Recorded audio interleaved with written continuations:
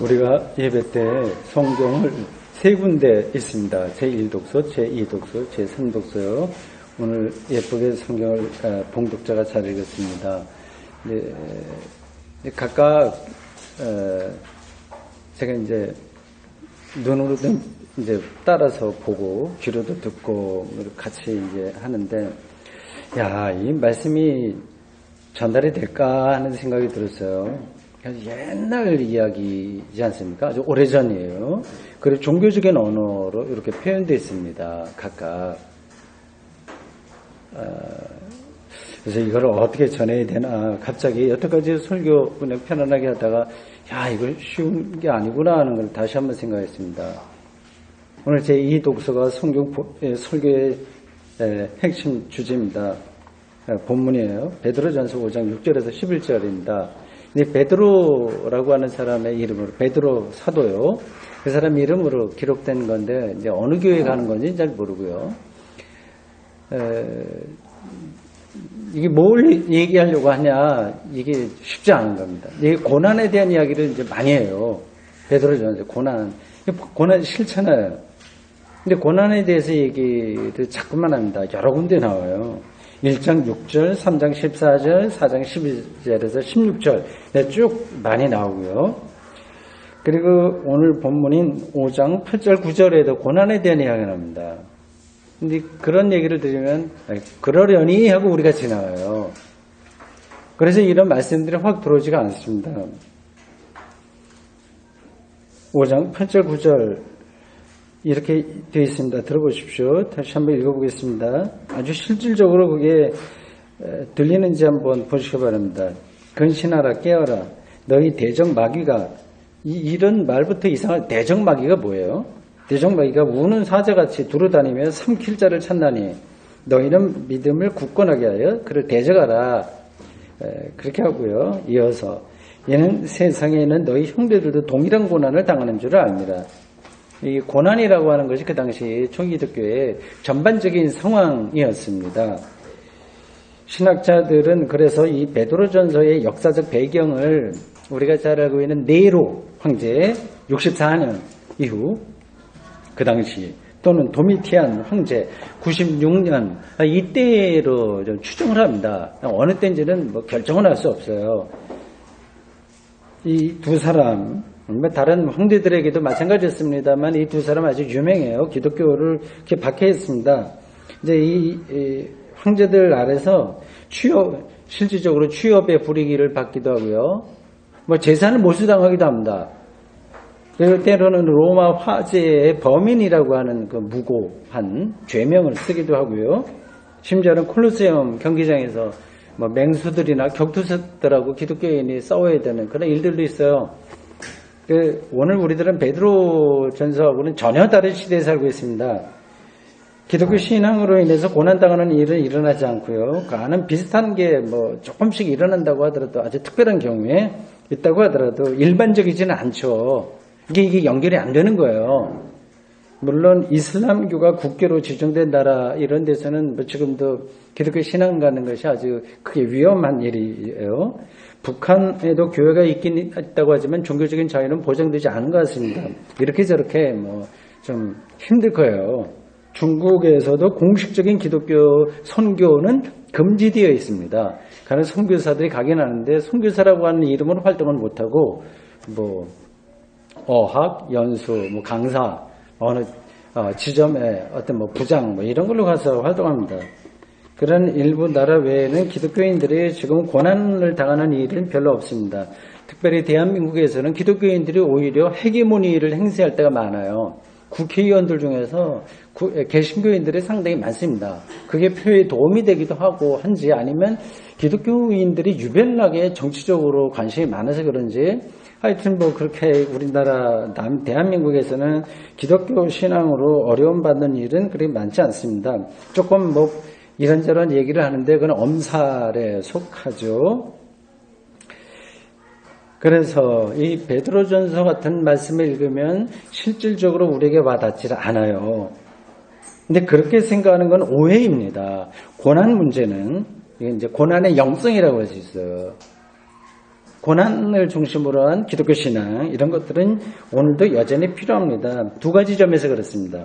하나는 시대의 정신에 대항하는 사람은 어느 시대냐를 불문하고 항시적으로 고난의 위험에 노출되어 있다는 사실입니다. 우리가 그렇게 살지 않아서 그렇지 시대 정신에 저항하면 당연히 고난받습니다. 오늘날 무한정의 힘을 발휘하는 자본주의에 저항하는 사람이라고 한다면 당연히 불이익 받지 않겠어요? 우리가 거기에 의식이 없어서 그렇지 실제적으로는 불이익 받게 되어 있습니다. 다른 하나는 인간의 삶이라고 하는 게 궁극적으로는 고난 자체입니다. 로마 시대에 일어났던 것과 비슷한 박해를 우리가 당하지 않는다고 하더라도 이 땅에서 우리가 두 발을 딛고 사는 한 외롭고 불안합니다. 죽음을 피할 수도 없습니다. 아주 궁극적인 고난을 아무도 피할 수 없어요. 이런 점에서 고난을 두려워하지 말고 맞서 싸우라고 하는 베드로의 권고는 2000년 전 정말 네로나 도미티안 황제 아래서 실질적으로 매사에 어려움을 당했던 사람들만이 아니라 오늘 우리들에게도 사실은 똑같이 필요한 말씀입니다. 고난과 어떻게 싸워야 될까요? 온갖 종류의 두려움을 우리가 어떻게 극복할 수 있을까요? 두려움 많죠? 사는데요. 이 시대에 똑같이 불안과 두려움이 우리를 지배하고 있습니다. 사람들이 일반적으로 생각하는 방법은 힘이에요. 힘을 키우는 겁니다. 21세기에도 많은 국가에서 여전히 무기 개발이 끝없이 펼쳐지고 무기 사업이 크게 번성하는 걸 보면 현대인들은 역시 힘을 키워야 된다. 이렇게 여러 가지 면에서 국가에서 힘을 키워야만 고난과 두려움을 극복할 수 있다고 생각한다는 게 분명합니다. 힘은 외면적인 것과 내면적인 것으로 구분할 수 있어요. 외면적인 것은 개인적으로 본다면 연봉을 많이 받는 것, 사회적인 지위, 명예 이런 것들입니다. 내면적인 것은 인격적인 것, 그리고 심리적이고 정서적인 자신감과 안정감이에요. 그게 힘이에요.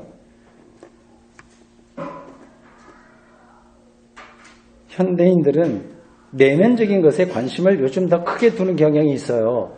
외면적인 것은 어느 정도 갖춰져 있기도 하고 그런 것은 또 해봐야 잘 안 되니까 어쨌든 내면적인 안정을 찾으려고 합니다. 그래서 심리적인 안정을 위해서 힐링 콘서트라고 하는 것도 하고 연애 오락에 빠지기도 합니다. 이게 다 이제 안정감을 갖으려고 하는 거예요. 고전 음악이나 대중 음악에 심취하는 것도 이런 시도 중에 하나입니다. 가장 중요한 것은 종교 생활일 거예요. 되게 그걸 심리적인 안정감으로 사람들은 생각합니다. 특히 명상 종교가 강조되죠. 불교가 이런 점에서는 다른 종교에 비해서 훨씬 경쟁력이 있습니다. 가부좌하고 하루에도 몇 시간씩 참선을 하면 정신이 맑아진다고 합니다. 모든 걸 이제 도를 통하는 거죠. 그럼 내적인 힘이 주어지는 거죠. 그건 맞습니다. 기독교에도 그런 흐름이 있긴 합니다. 예컨대 거룩한 독서라고 하는 뜻의 렉시오 디비나라고 하는 말을 들어본 적이 있을 겁니다. 이 성경 읽기 공부에는 4단계가 있어요. 읽기, 렉지오, 묵상, 메디타치오, 기도, 오라티오, 관상, 콘템플라티오.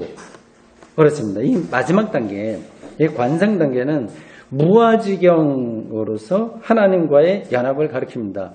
기도도 말로 하지 않고 성경 읽기도 그치고 아주 무한한 엑스타시와 같은 경험을 신과의 직접적인 만남을 거기서 경험하게 되고 그렇게 되면 마음의 평화를 얻고 그 마음의 평화의 근거에서 세상의 근심과 걱정에서 자유로워질 수 있다고 생각하는 겁니다. 일리가 있어요. 그런 경험을 하게 되면 야 이건 뭐 아무 걱정 근심 없고 정말 환상적이다 이렇게 경험을 합니다.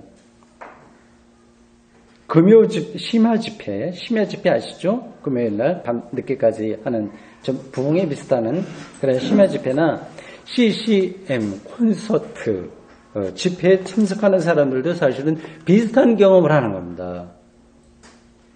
우린 그런 거 한 번도 안 해봤어요. 우리 설립 14주년 기념으로 그런 거 한번 해보면 어떨까 생각을 해봤습니다. 여러분들이 원하시면 좋은 강사 불러다가 할 수도 있겠죠. 일종의 무화적 황홀경이에요. 그 순간만큼은 자신의 모든 근심 걱정이 사라지는 것을 실제로 경험합니다. 그런 경험은 큰 위로가 되는 거예요. 그래서 반복적으로 그런 집회에 참석합니다. 거기에 이제 맛을 들인 사람들은 계속합니다. 우리가 노력해서 얻은 외면적인 힘과 내면적인 힘이 고난과 싸우고 두려움을 극복하고 세상 어려움을 좀 이겨낼 수 있다. 그렇게 그것은 분명합니다. 도움이 돼요. 정 힘들면 그렇게 해보십시오. 그러나 그것으로 근본 문제가 해결되는 게 아닙니다. 기도 전문가들이 밤새도록 기도해서 하나님으로부터 많은 응답을 받는다고 확신한다고 하더라도 삶은 여전히 흔들립니다. 심야 집회에서 아무리 뜨거운 것을 경험해도 일상의 평화가 그대로 유지되지 않습니다. 오히려 거기에 의존적으로 만드는 거예요. 베드로는 전혀 다른 말을 합니다. 뭐라고 얘기해요? 하나님이 돌보신다고 얘기하는 거예요. 고난 가운데 힘들어하고 있는 이들에게 하나님이 돌보신다고 하는 말을 하고 있습니다. 6, 7절 표현은 문학적으로도 아주 재미있게 표현되어 있어요. 마틴 루터 번역을 제가 우리말로 옮겼습니다. 들어보십시오. 따라서 여러분은 하나님의 강력한 손 아래에 자신을 낮추십시오. 하나님의 때가 되면 여러분은 높아질 겁니다. 여러분의 모든 염려를 그에게 맡기십시오. 그러면 하나님은 여러분을 돌봐주실 겁니다. 그렇게 됐어요. 하나님의 강력한 손에 사로잡히는 것이 고난과 두려움을 극복할 수 있는 유일한 길이라고 하는 뜻입니다. 세상 사람들이 들으면 무슨 해괴한 소리냐 이렇게 냉소를 보였을 겁니다. 그것보다는 실질적으로 힐링 콘서트 같은 데 가서 뭐 재미있게 보내는 게 좀 마음의 치료도 되고 즐거운 시간을 갖는 건데 뭐 하나님이 돌봐주신다니 그게 실제로 가능하냐 그런 생각이죠. 여기서 하나님의 손은 하나님의 통치를 가리킵니다. 그냥 눈에 보이지 않아요. 다른 것들은 다 눈에 보여서 뭔가 그럴듯한데 하나님의 통치는 눈에 보이지 않습니다. 보이지 않는다고 해서 없는 건 아니에요. 바람은 보이지 않지만 거대한 힘으로 세상을 변화시키는 강력한 리얼리티입니다. 보이지 않지만 하나님의 손은 강력한 능력입니다.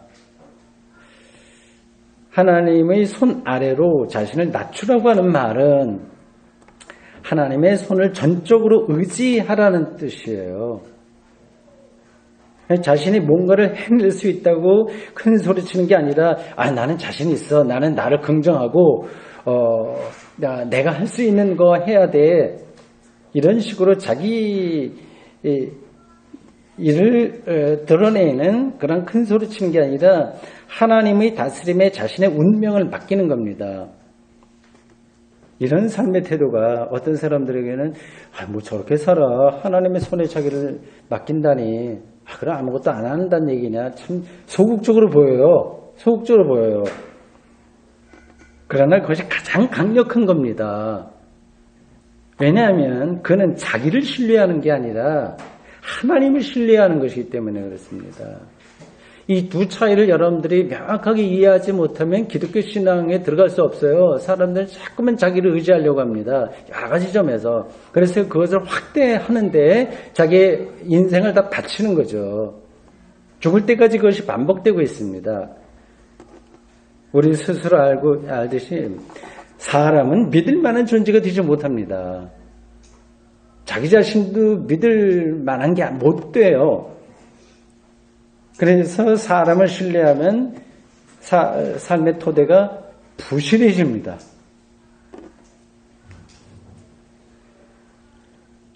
사람을 무조건 불신해야 한다고 하는 게 아니라 피조물인 한계를 인정해야 된다는 말씀입니다. 하나님, 강력한 손으로 우리를 돌봐주신다고 우리가 말은 해요. 비슷한 얘기는 많이 합니다. 그런데 그걸 실제로 느끼기는 쉽지 않습니다. 여러분들 실제 신앙생활에서 그럴 거예요. 잘 안 될 거예요. 오히려 오해하는 경우가 많습니다. 사람의 마음이라고 하는 게 신앙까지 포함해서요. 미묘해서 위선, 자기 합리화죠. 위선을 신앙적인 것으로 그래 합리화합니다. 그럴듯하게 자기를 이제 합리화하는 거예요. 기도와 찬송을 통해서 하나님이 우리를 돌봐주신다고 말은 하지만 그렇게 거룩한 포즈를 취하긴 하지만 거기서 핵심은 하나님이 아니라 자기 자신인 거예요.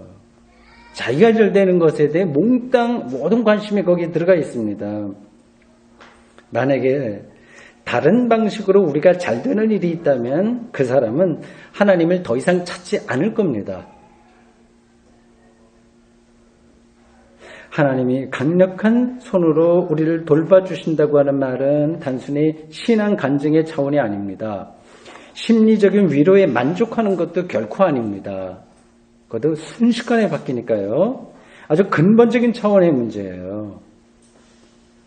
베드로는 그것을 10절에서 신학적으로 아주 명확하게 짚었습니다. 들어보십시오. 모든 은혜의 하나님, 그 그리스도 안에서 너희를 부르사 자기의 영원한 영광에 들어가게 하시니가 잠깐 고난을 당한 너희를 친히 온전하게 하시며 굳건하게 하시며 강하게 하시며 털을 견고하게 하시리라. 베드로는 하나님이 그 고난받고 있는 사람들을 온전하게 하고 굳건하게 하고 강하게 하고 털을 견고하게 하신다고 분명하게 말하고 있습니다. 하나님이 철저하게 돌봐주신다고 하는 뜻이에요. 그러니까 우리는 우리 자신을 굳건하게 할 수가 결코 없습니다. 이게 제가 여러 번 반복한 거지만 다시 또 말씀드릴 수밖에 없어요. 죄는 자기 집중이에요. 현대 문명은 자기에게 계속해서 집중하라고 얘기하거든요. 죄예요, 그게. 그러면 자기가 허물어집니다. 우리를 정말 강하게 하는 분은 하나님이십니다. 아마 여러분들은 나 이렇게 평생 동안 예수 잘 믿고 열심히 교회생활 나름대로 했는데도 별로 힘이 생기지 않더라. 늘 이렇게 흔들리더라. 그렇게 고백하시는 분들이 있을 겁니다. 그러니까 하나님을 그 현실로 리얼리티라예요. 그 현실로 하나님의 돌보심을 하나님의 능력을 느끼지 못하니까 이제는 이제 매너리즘에 떨어지게 되고 예배에 참석할 마음도 절실해지지 않습니다. 여러분 물론 우리가 이 땅에서 사는 한 절대적인 상태에 들어갈 수는 없습니다. 믿음이 강해도 여전히 흔들릴 수 있습니다. 그걸 전제하고 하는 얘기예요. 예수님도 십자가 처형을 앞에 두고 겟세마네 동산에서 한순간이나마 크게 불안해하셨습니다. 바울도 완전하지 못했고 베드로도 마찬가지였습니다. 그러니 우리가 말해야 뭐 하겠습니까? 그렇지만 우리 삶이 굳건해지는, 이게 뭔지 아시겠죠? 굳건해진다고 하는 게 굳건해지는 근본적인 토대가 어디에 있는지에 대한 방향성은 분명해야 됩니다. 그래야지 좀 한눈 팔다가 헛발질하다가 다시 거기로 올 수 있거든요. 성악가가 아니라 노래 배우고 싶은 청년들이 노래를 처음부터 잘 부르는 게 아니라 하다가 이제 레슨 받아야 돼요. 그래서 자기 혼자 하다 보면은 소리를 잘못 냅니다. 목에 힘이 들어가고 이렇게 저렇게 있어요. 테크닉도 좀 떨어지고요. 그때 선생이 잘 돌봐주면 다시 어떤 방향으로 나가게 되거든요. 그리고 신앙도 같은 겁니다. 그럴 때면 우리 삶은 실제로 성숙해지고 영혼이 자유로워집니다. 근데 이러한 상황에서 관건은 정말 중요한 거는 하나님이 누군가 강력하다고 하는 거 하나님의 손, 우리를 돌봐주신다고 하는 거 하나님이 누구냐에 대한 질문과 거기에 대한 관심과 거기에 대한 이해에 있습니다. 그걸 알아들어야만, 그러니까 하나님이 점점 가까이 느껴져야만 그런 삶의 능력을 경험할 수 있는 거죠. 근데 그게 없어요. 그리고 내가 어떻게 잘해서 신앙생활 잘할까 이런 데만 있으니까 계속 그 다람쥐 쳇바퀴 돌듯이 거기에 떨어져 있게 됩니다.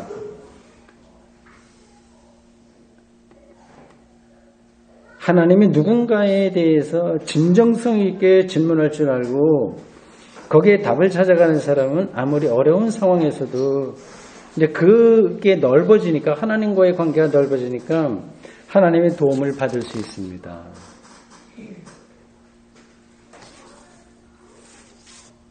여러분이 인생을 살아가는 데 필요한 하나의 팁을, 설교의 핵심은 아닌데 좀 필요한 것 같아서 이 관계에 대해서 말씀드립니다. 여러분의 정신, 마음, 영혼이 혼란스러울 때에 정신과 의사를 찾아가거나 힐링 콘서트를 쫓아다니지 말고 하나님을 아는 일에 더 힘을 쏟으십시오. 이 팁은 실제로 저의 경험에 의한 겁니다. 하나님을 깊이 아는 것 이외의 일들은 다 임시조치예요. 임시조치. 물론 응급 상황이 벌어지면 일단은 정신과 의사 찾아가서 약 처방받아서 먹어야죠. 간혹 콘서트에 가도 되지만 심야 집회에 가도 되지만 거기에 의존하지는 말아야 됩니다. 비유적으로 말씀드린다면 영혼의 대화가 가능한 사람이 옆에 있으면 고독하고 배고픔, 죽음, 불안 등등의 모든 문제는 저절로 다 해결되는 것과 같습니다. 베드로가 지금 말하고 있는 그 하나님은 누구일까요? 어떤 존재일까요? 우리를 돌봐주신다고 하는 그 강력한 손이라고 묘사되어 있는 그 하나님이 어떤 분일까요? 궁금하지 않으십니까? 아니면 다 알고 있어서 설명 듣지 않아도 되시겠습니까?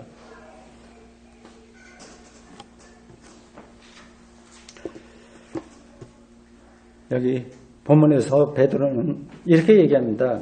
하나님이 당신의 영원한 영광에 우리를 들어가게 하셨다고 했어요. 이게 키워드로 보입니다.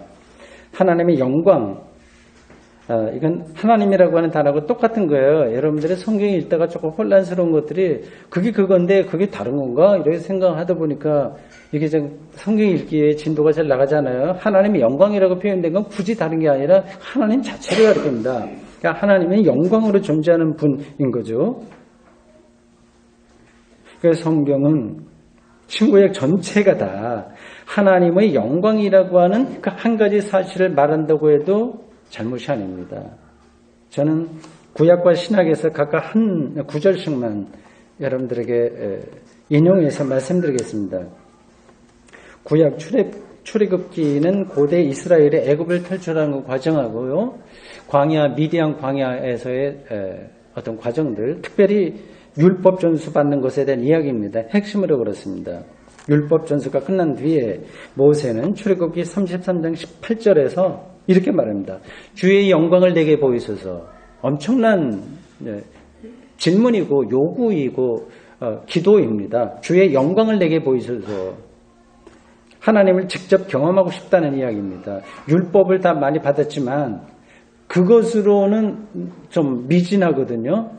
그렇게 말씀하시면 하나님을 직접 경험하고 싶다는 이야기입니다. 하나님은 모세에게 네가 내 얼굴을 보지 못하리니 나를 보고 살짝 없다고 하신 뒤에 네가 내 등을 볼 것이요 얼굴은 보지 못하리라고 하셨습니다. 문학적인 비유예요.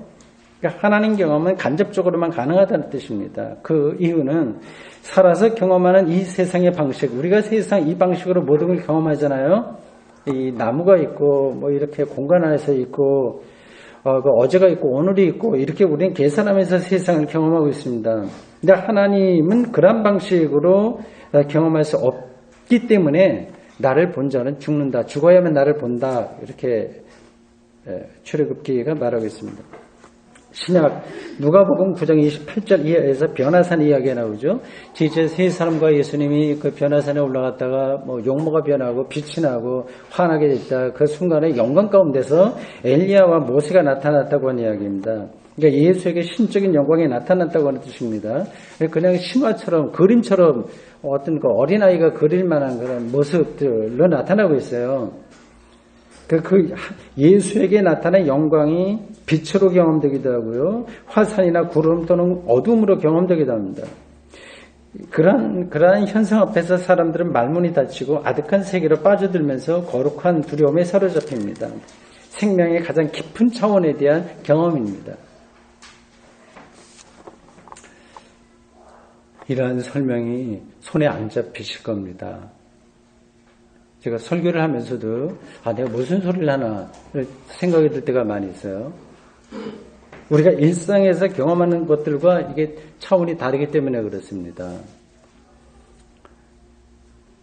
우리는 일상에서 주로 먹고 배설하고 소유하고 싸우고 사랑하는 방식으로 삶을 경험하고 있습니다. 이런 일상에 묶여 있어서 그 일상을 관통하거나 초월하거나 하는 생명의 깊이를 눈치채지 못합니다. 비유적으로 이렇게 말할 수밖에 없어요. 여러분이 태어난 순간 어머니 뱃속에서 막 태어날 때 아주 갓난아이 그 상태하고 지금의 여러분의 모습을 한번 비교해 보세요. 이 연결이 됩니까? 안 될 거예요. 바로 숨이 끊어지는 죽음 직전 아니면 죽음 이후까지 연결해서 생각해 보십시오. 이 단절이에요. 이 연결이 잘 되지 않습니다. 실감이 잘 안 납니다. 완전히 다르기 때문입니다. 일상 너머의 세계에 눈이 열리기 시작하면 여러분은 하나님의 등을 보거나 강렬한 빛으로 세상을 경험하게 될 것입니다. 오늘 본문은 하나님의 영광이 그리스도 안에 있다고 말합니다. 하나님의 영광은 막연하고 비현실적인 것에 머무는 게 아니라 구체적이고 역사적인 예수 그리스도에게 계시되었다고 하는 뜻입니다. 이런 점에서 기독교가 말하는 하나님의 영광은 유대교의 하나님에 머물지 않고 또한 철학자들의 궁극적인 존재에 머물지 않고요. 예수 그리스도와 절대적으로 묶여 있습니다. 예수 그리스도는 십자가에 달리시고 죽어 땅에 묻히셨으나 3일 만에 부활하신 바로 그 나사렛 목수 출신 유대인 한 남자를 가리킵니다. 바울은 고린도 후서 4장 6절에서 이렇게 말했습니다. 어두운 데서 빛이 빛이라 말씀하셨던 그 하나님께서 예수 그리스도의 얼굴에 있는 하나님의 영광을 아는 빛을 우리 마음에 비추셨느니라. 예수 그리스도의 얼굴에 있는 하나님의 영광을 아는 빛을 우리 마음에 비추셨느니라. 여기서 예수 그리스도에게 나타난 하나님의 영광이 도대체 무엇일까요? 알고 싶지 않으신가요? 저기 기독교인들의 그런 예수 그리스도에 있는 하나님의 생명의 비밀 그런 것들이 정말 알고 싶지 않으신가요? 저도 다 아는 게 아닙니다. 그런데 알고 싶어요. 그래서 계속 거기에 귀를 기울이겠습니다. 하나님의 영광은 사람이 경험할 수 있는 생명의 가장 심층적인 차원이라고 앞에서 말씀드렸어요. 베드로를 비롯해서 모든 신약성경 집필자들과 교회에 속한 이들은 예수를 통해서 바로 그 생명을 경험했습니다. 다른 것으로는 얻을 수 없는 그러한 구원 경험이었던 거예요. 그래서 영생이라고 표현한 겁니다. 영원한 생명이요. 여기서의 이 구원은 죄와 죽음으로부터의 해방입니다. 우리의 삶을 파괴하는 것들은 죄와 죽음입니다. 자신의 삶을 자기가 완성해야 된다고 하는 강요로 인해서 우리의 삶이 파괴되고 있습니다. 자기 소멸에 대한 두려움이 지금 우리의 삶을 파괴하고 있습니다. 목사의 경우를 예로 들어볼게요. 그가 교회를 성장시켜야 된다고 하는 강요와 욕망에 빠져 있으면 근데 그게 자기 실현이거든요. 목사에게는요. 근데 그게 다 일반적인 목회관이고 한국교회가 요구하고 있는 것들인데요. 근데 그걸 이제 좋다고 사람들이 생각합니다. 저 사람 능력이 있어서 교회 부흥시켜서 큰 종이야. 하나님의 큰 종이야. 이렇게 보통 얘기합니다. 그런데 빠져 있으면 평화롭게 목회하지 못합니다. 신자들을 모이면 기도하고 흩어지면 전도하자고 하는 구호로 이제 몰아붙이는 겁니다. 물론 이제 겉으로는 다 이게 교회를 위한다고 하는 거지만 목사 개인을 놓고 보면 자기 집중인 거예요. 자기 실현인 겁니다. 자기 완성에 대한 강요에 빠져 있는 겁니다. 운이 좋아서 교회가 성장해도 사실은 영혼의 만족이 목사에게 없어요. 자신이 교회를 성장시켰다고 하는 교만과 앞으로 더 성장시켜야 됐다고 하는 욕망이 그를 괴롭힙니다. 그게 죄이고 그로 인해서 그의 목회적인 삶은 파괴되는 겁니다. 근데 그게 이제 구분이 안 되는 거예요. 사람들에게는 크게 했어. 뭐 늘 하나님께 영광 돌린다고 했어. 자기 재산을 다 바쳐서 뭐를 했대. 저 목사가 어떻게 했대. 그런 게 이제 미담으로 이렇게 회자될 뿐이죠. 그는 사람들에게 구원을 외치면서 정작 자신은 구원으로부터 점점 멀어집니다. 예수의 십자가는 예수 스스로 말한 것처럼 하나님으로부터 버림받았다고 여길 수밖에 없을 정도로 삶이 그렇게 나락으로 떨어진 사건입니다. 거기서 구원이 시작된 거예요. 이 세상 어느 누구도 예수의 십자가 죽음보다 더 낮은 바닥으로 떨어질 수는 없습니다. 십자가에 예수와 운명적으로 하나라는 사실을 말로만이 아니라 아주 실제로 인식하고 믿는다면 그는 죄로부터 해방되었다고 하는 사실을 절감할 겁니다. 예수의 십자가로 우리의 죄가 용서받는다고 하는 기독교 교리가 바로 이걸 가리키는 거예요. 놀라운 자유가 거기서 허락되죠. 예수의 부활은 십자가 부활이라고 할 때 예수의 부활은 이 사죄 교리가 명백하다고 하는 사실을 확증한 사건입니다. 십자가에 달려 죽어 묻힌 자를 하나님은 3일 만에 살리셨습니다. 아무도 예상하지 못한 절대 생명으로 변화되었습니다. 예수를 믿는 사람은 예수와 더불어 죽었기 때문에 예수와 더불어 삽니다. 창조의 하나님만이 행할 수 있는 능력으로 완성하실 그 생명에 우리가 참여합니다. 이런 믿음이 있는 사람은 자기 소멸에 대한 두려움이라 할 죽음으로부터 해방됩니다. 사랑하는 성도 여러분, 바로 이러한 놀라운 하나님을 여러분들은 알고 계십니까? 그리고 어느 정도나 깊이 절감하고 있으십니까? 그리고 그렇게 경험하고 있으십니까? 아니, 하나님이 누군지에 대해서 실제로 여러분들이 알고 싶은 생각이 정말 있으신지요? 우리는 지금 실제로는 그런 생각이 없이 다 이제 자기에게만 관심이 있는데 하나님에게 관심 있는 것처럼 흉내만 내고 있는 것은 아닌지 우리 자신을 돌아봐야 됩니다. 기도하겠습니다. 하나님, 오늘 저희들 고난이 일상화된 그러한 시대에 기록된 베드로전서 5장 6절에서 11절 말씀을 아주 근원적인 위로의 말씀으로 들었습니다. 이렇게 해야 힘이 생기나 저렇게 해야 힘이 생기는지, 자기를 어떻게 하면 더 확대해야 되는지, 어떻게 힘을 배양시킬 수 있는지에 대해서 우리의 인생을 다 우리가 쏟고 있는데, 베드로는 하나님이 도우신다, 하나님이 돌보신다고 하는 사실을 전하고 있습니다. 이 놀라운 베드로의 권면 그리고 신앙을 우리의 삶에서 허투루가 아니라 진실로 받아들이고 살아가도록 주님 저희들을 붙들어 주십시오. 예수님의 이름으로 기도합니다. 아멘.